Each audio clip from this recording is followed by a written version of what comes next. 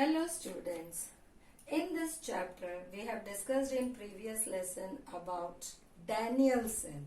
अब आगे देखेंगे हम कि how these cells are represented.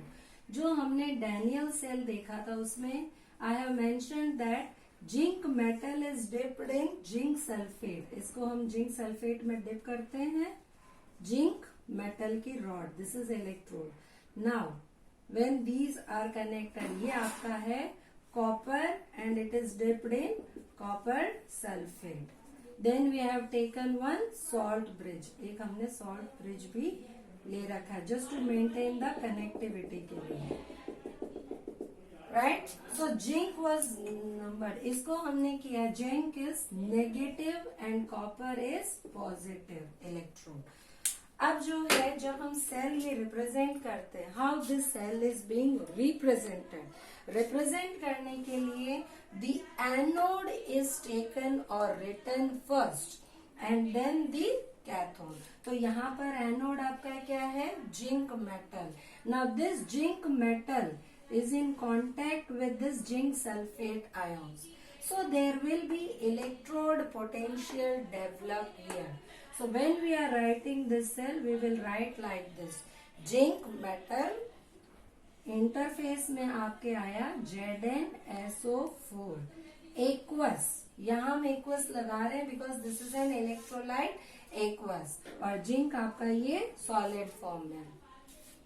Again, if we are using a salt bridge, then we will write double slash. ये double slash लगा देंगे. This indicates that a salt bridge is being used. Now this will react with copper sulfate. यहाँ पर आपका copper sulfate है और ये copper. ये representation, this is very useful to find the cell EMF. If you write it correctly, you will know that which electrode is anode and which electrode is cathode.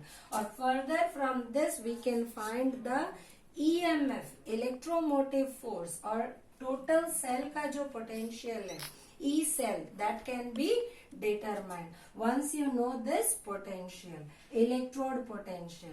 Yes, standard electrode potential E naught. At standard condition for each and every electron is given, each and every metal element is given in textbook. So this E naught can be determined for every element by taking some standard. अब आपने जैसे देखा था हम atomic mass की बात करते हैं. Atomic mass भी आप we are taking carbon 12. C12 को हम standard मानते हैं. एंड बाकी सारे जो आपके मेटल्स हैं या जो भी आपके एटम्स हैं उनके atomic mass are with related to this. Similarly here also we will take hydrogen as standard. We will consider hydrogen as standard. So standard hydrogen electrode SHE, its reduction potential is said to be 0. इसका हम ले लेते हैं 0. Standard potential hydrogen का हम मानते हैं 0. So if we want to determine the electrode potential of any other metal, किसी दूसरे मेटल या नॉन मेटल किसी का भी निकालना है, first we will connect it with SHE. इससे कनेक्ट करेंगे, टोटल एक आपका सेल बन जाएगा. उस सेल का हम EMF निकालेंगे और सेल EMF का फॉर्मूला मैं आपको बता देती हूँ. E cell generally E cell is equals to E cathode minus E anode और we write it as E right minus E left. अब ये जो E है electrode potential, cathode minus anode, cathode minus anode ले लेंगे. ठीक है.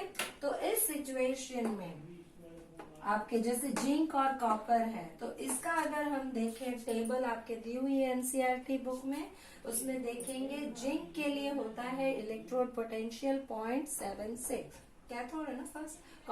Copper का है 0.34 और जिंक का होता है -0.76.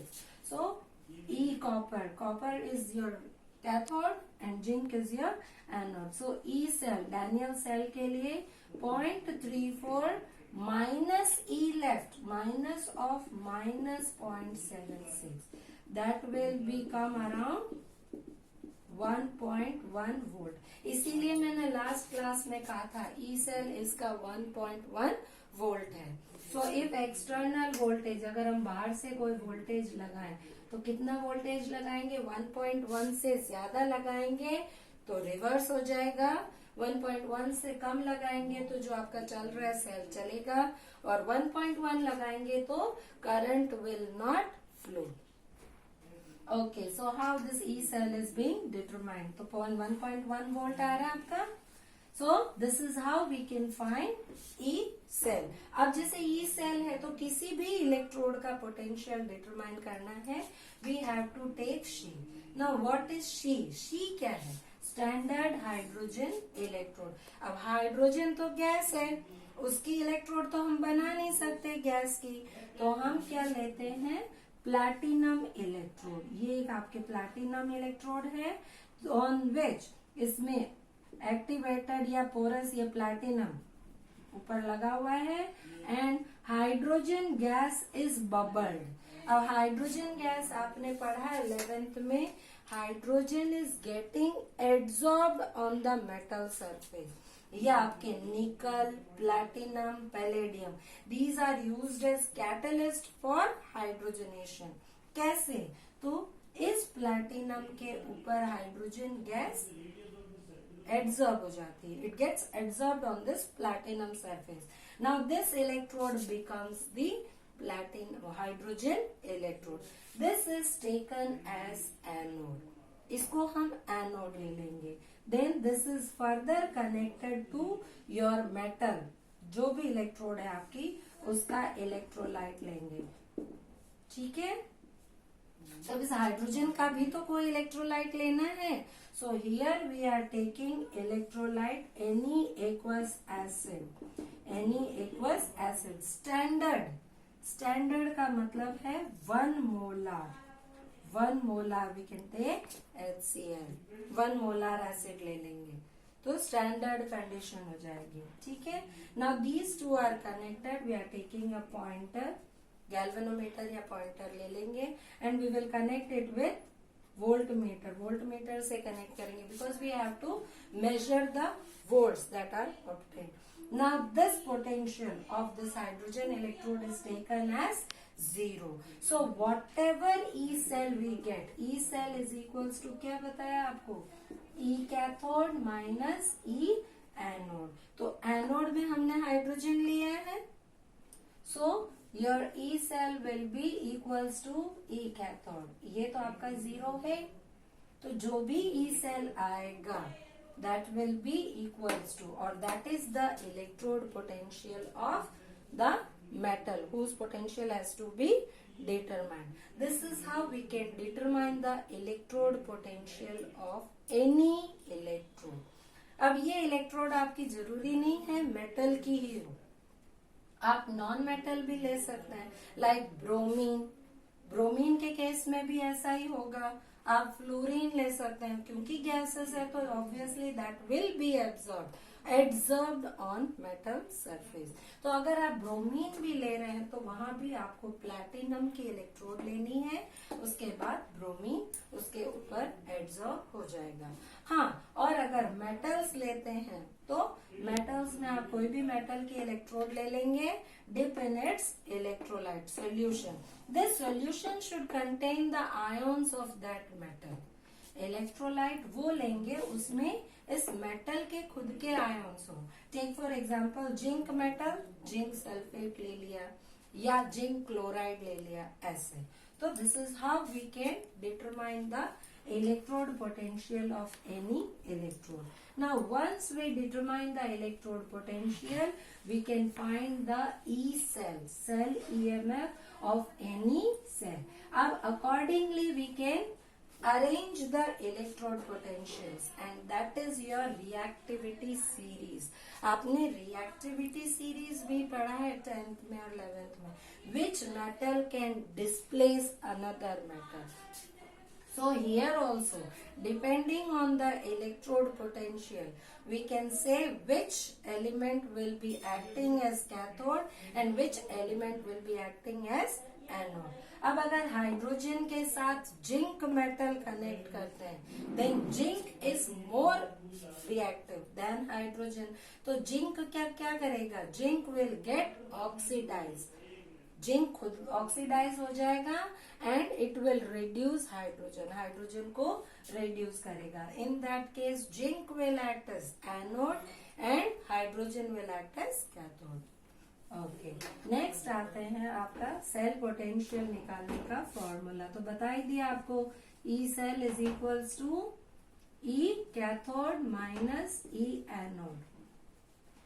अब आपके जो टेबल में सीरीज दी हुई है, आप वो देखेंगे कि सारी की सारी रिडक्शन पोटेंशियल है. Everything is given in reduction potential. Now reduction potential means what? Any metal Mn plus, it will abstract that much electron. इतने electrons लेगा and it will form M solid form में आएगा. So generally it is given for reduction के लिए. Now which metal will be reduced first? When we are taking zinc जो है और hydrogen, तो इन दोनों में कंपटीशन में hydrogen is getting reduced and zinc is getting oxidised. Now when we take copper and hydrogen, if we compare hydrogen and copper, now in this case what will happen? Copper और hydrogen को अगर हम compare करें, hydrogen will get reduced instead of copper. Copper ये जो है, hydrogen will get oxidise and copper will get reduce. इसका जो पोटेंशियल है, दैट पोटेंशियल इज अराउंड 0.76. इसका जो पोटेंशियल है 0.34 and E not of reduction potential is 0.34 volts. ये ठीक है, पॉजिटिव में है.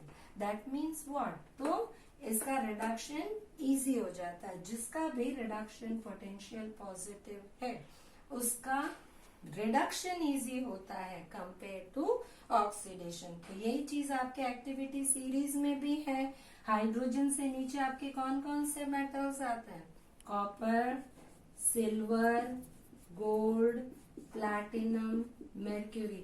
हालांकि प्लैटिनम आपने देखा है कि इसका इजीली नहीं होता है, so mercury we can take. So these metals, ये जो हैं, इनका रिडक्शन इजी होता है compare to hydrogen.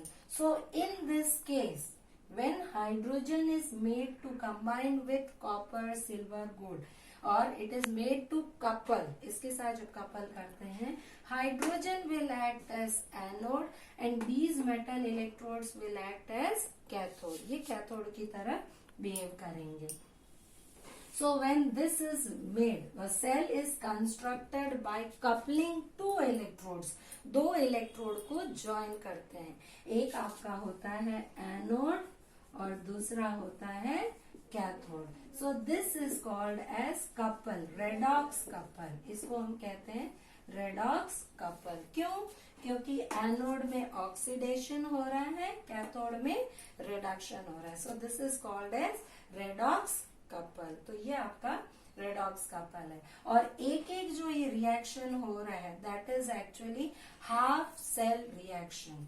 So if we just write this one, zinc, यही वाला हम लेते हैं, zinc ZnSO4 oblique CuSO4 and Cu.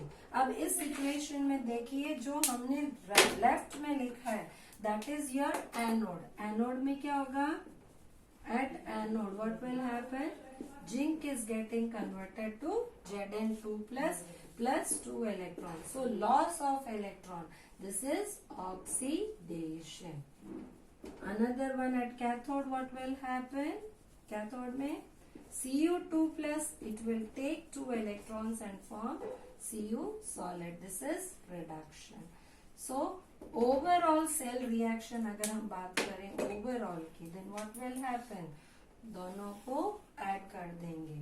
Zn ये आपका solid है, Cu2 plus aqueous will give Zn2 plus aqueous plus Cu solid. That means zinc ने जो 2 इलेक्ट्रॉन दिए that are taken by Cu2 plus ने वो इलेक्ट्रॉन ले लिया है. So this is how a cell is constructed, and this reaction, oxidation and reduction, these are half cell reactions. So when these two electrodes are made to couple, that is called as redox couple. Constructing a redox couple, we can find the EMF of the cell. Thank you.